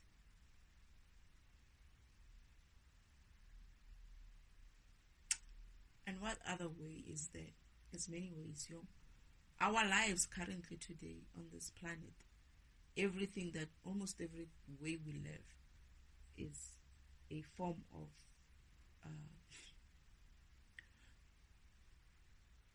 interference with the universal law.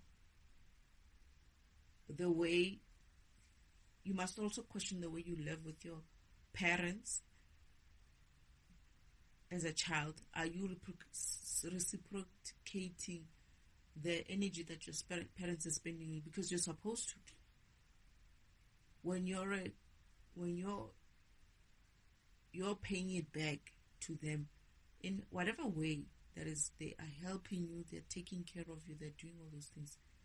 I believe that the best thing that you can do is just make sure that you don't fragment them further by being a bad child or something like that. I don't know if it's a bad child, but by being a rude and uncontrollable child, and also making sure that you share in the chores, because you can't fragment your mother like that, where they have to make your bed, wash your clothing, make you food, tell you every time to go take a bath and all of that. But when they ask you the simple thing of take out the bin and stuff like that, where it's your opportunity to pay back that debt, you were like, no, I don't want to. Or clean your room, no, I don't want to. You're living off karmic debt, dear. And that shit is not funny. You're going to grow old like an old woman when that light comes. Your mother's going to be energetically rich because of she's been banking all this. She doesn't know, though, that all this energy that she's been spending on people, she's been banking it. She's going to look young. You're going to look old. Because that energy, when it goes back to her, that tiredness that she has is going to be wiped off. That youngness that you had thinking, oh, I'm such a, I don't know, sweet 16 or something like that, I look good and whatnot. You'll go limp and all kinds of ways in all kinds of different places just like that, because you didn't take the opportunities that you needed to take to balance out the energy that you're using from your mother and your father. It's important. The small gestures like doing gardening or helping out in the house, making sure that you don't give your parents stress about your studies and all of that. And I don't have to talk about older children, right? You know that you're supposed to be taking care of shit yourself. You can't be having your mother do your laundry at that age sometimes. So those type of things, it's your stuff is your stuff. Ends there. Your issues are your issues.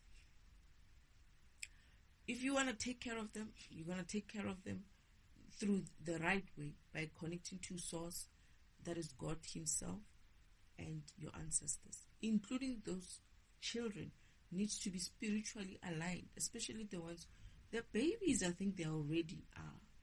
The babies are already. This is why they're so easy at talking. They're so easy at understanding. They're just easier, right?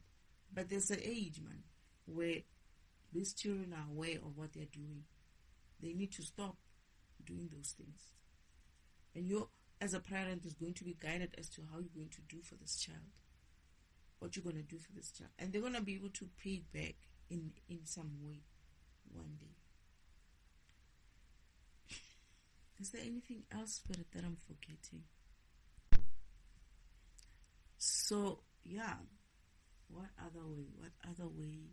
I can't think of anything now. You know how things are so slow these days for me. But helping is one of the worst ones. This whole thing of being service to anyone. Look, it's not to say that you won't be service to anyone. You will be shown and directed or guided by your spirit team how to be of service to people. And you will know that you're going to give out energy, and you will also know how you're going to get that energy back. That is, you will be guided in such a way that whenever you do something for someone, you will also know how that energy is coming back to you. And that person as well will also know when they accept help from you, how they're going to give you back that energy. It's like something like, if you help your neighbor to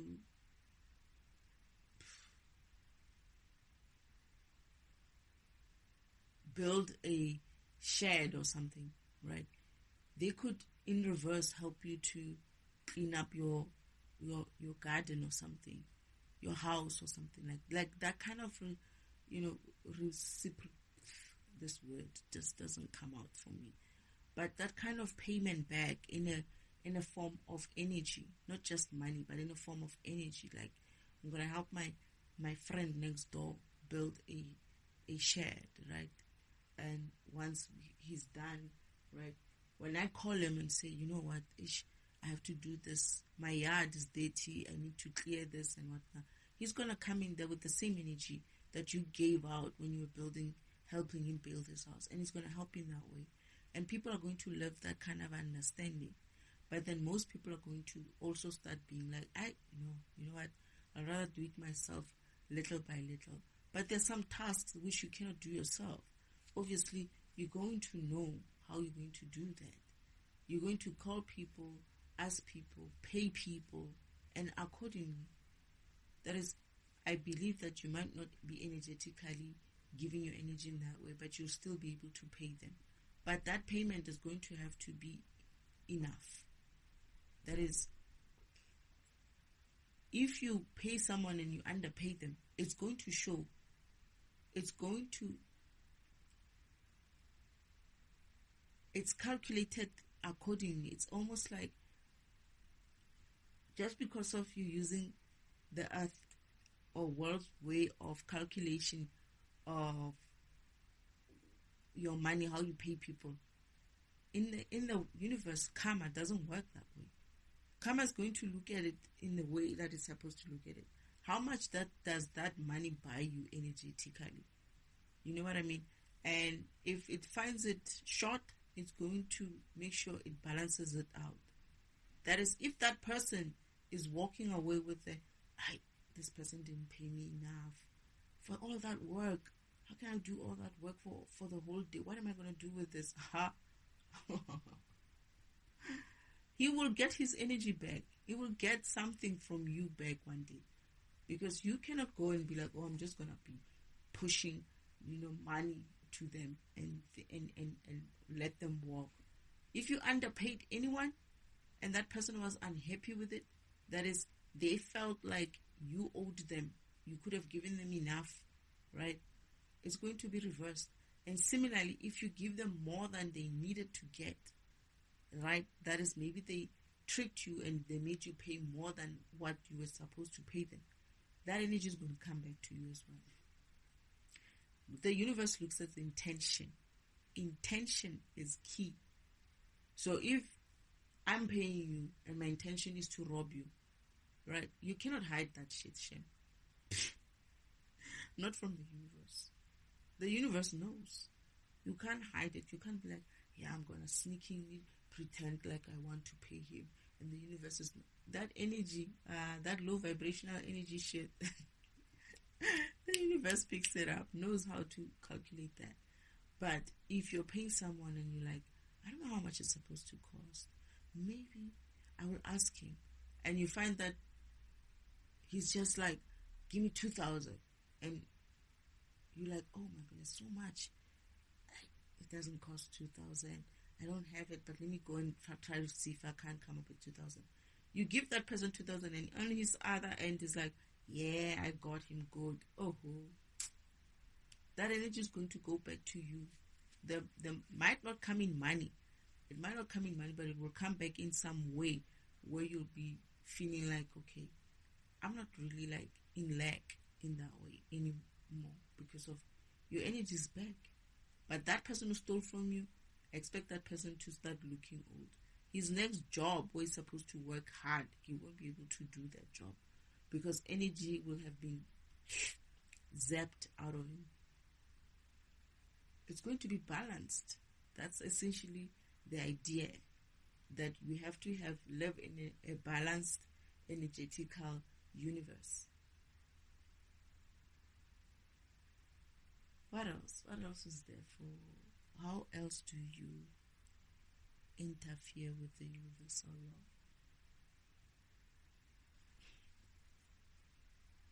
You yourself, right? You yourself being all this happy, I'm giving energy to everybody in that way because it's not your business. Remember, when you interfere with someone in that way, that is, you giving them your energy, you are robbing the universe the chance to apply karma to that person. You don't know why that person is not energetically high and able to pick up their plastic bags and walk extra because of, you don't know what they did. You don't know how they lost that energy. So the universe could be trying to apply a karmic lesson and you're interfering. Because that karmic lesson looks at what? That very same person who stole energy from you by making you pay more money, right? When the universe reverses that energy to you in an energy format, not even in money, in an energy format, that fucker won't be able to go and work in that energetically again in the next place. That is, he's probably not even going to make it for his next day's work because of his stole energy. He's already been paid that energy. So he'll have energy in money, right? But going to the next job and performing, it's not going to be that easy.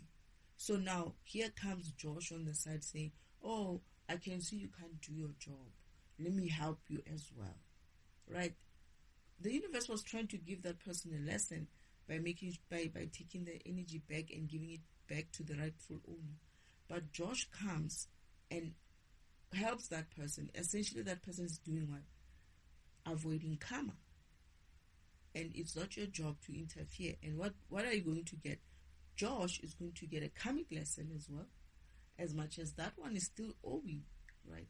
So it's just a cycle that perpetuates and continues to the next person and the next person, until there's one person who's like, nah, I don't care. Oh no, but please help me. I don't care how you got there. It's not my problem. Go talk to your ancestors and let them help you get out of the situation. Because that person's supposed to be sitting there and learning their lesson and losing their energy and time, just like they wanted somebody else to lose energy and time. But you trying to help them is interfering.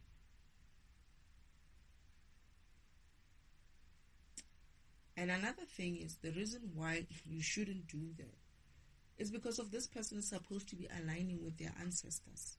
Anybody who needs help must be aligning with their spirit team, God himself and the rest of the spirit team. God does some stuff for you, and your spirit team also does some stuff for you, right? God does the big stuff where he needs to make sure things,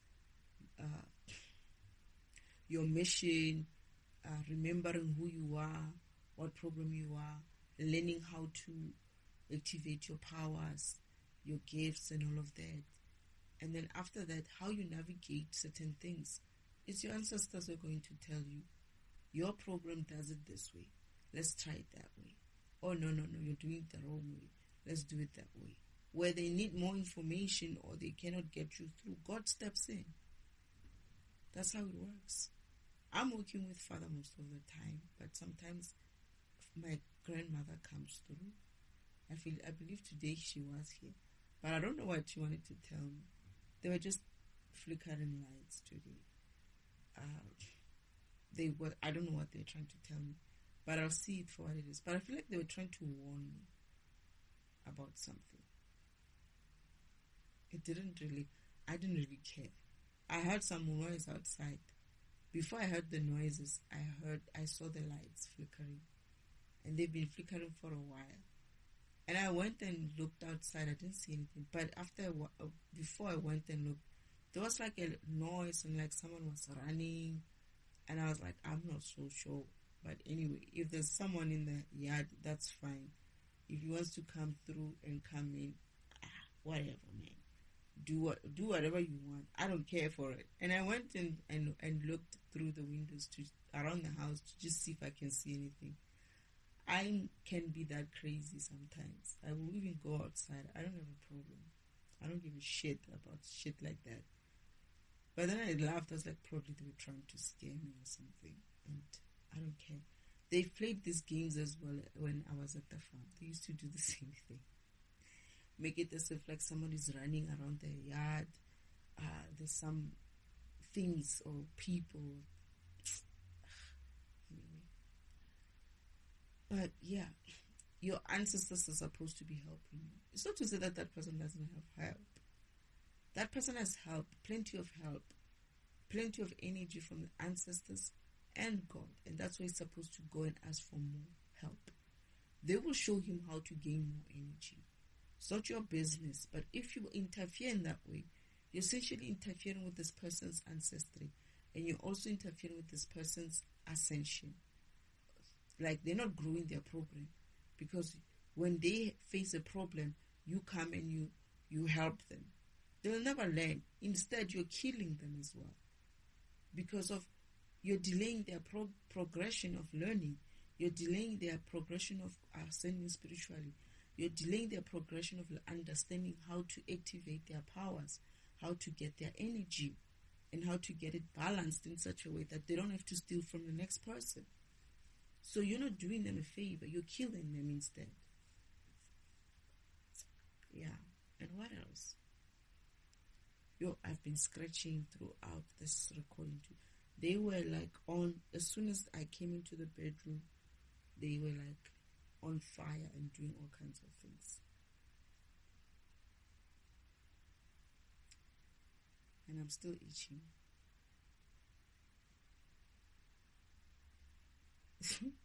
And they are taking my solar plexus as well. What else is there?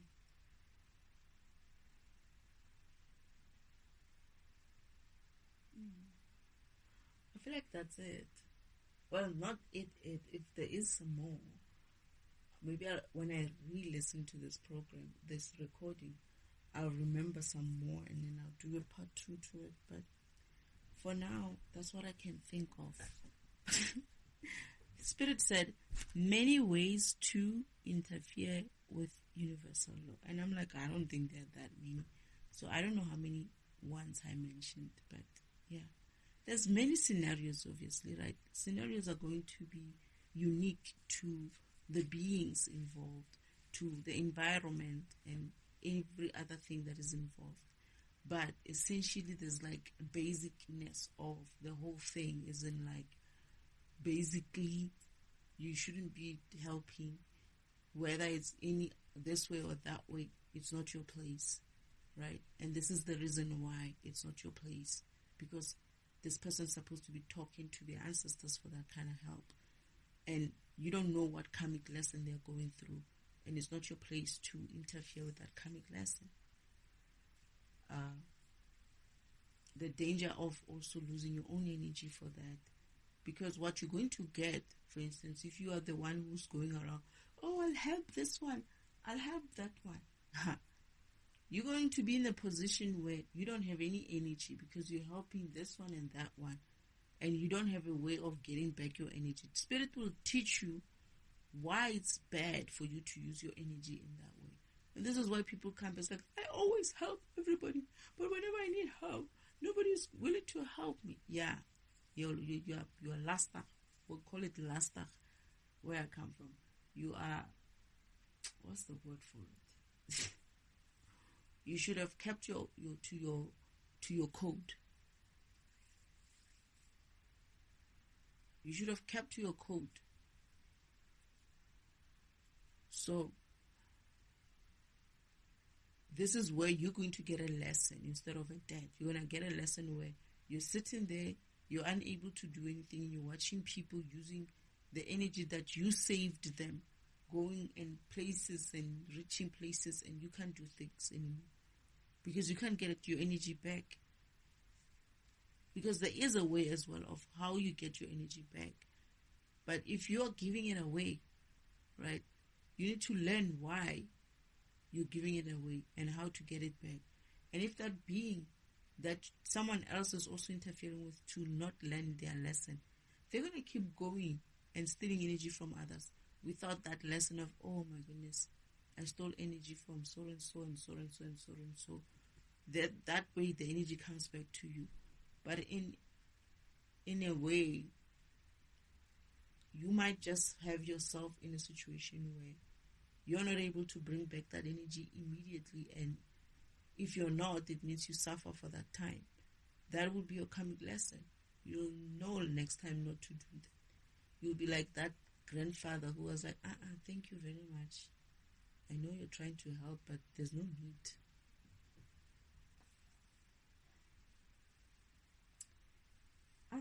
What else is there, Father?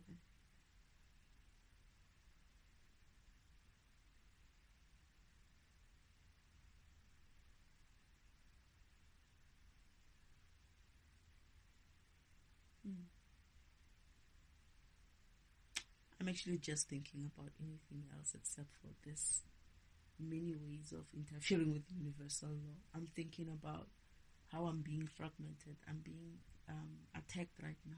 That's why I'm scratching everywhere. As soon as I start talking, I start scratching. And they're hitting my solar plexus. I'm actually listening to my solar plexus going. That is my stomach. And how they are, these people, the things, and other itches as well.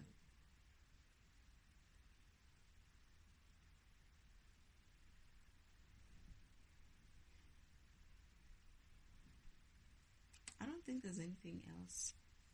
If there is anything else, I'll probably do a part 2 to it, or perhaps have a different angle to it.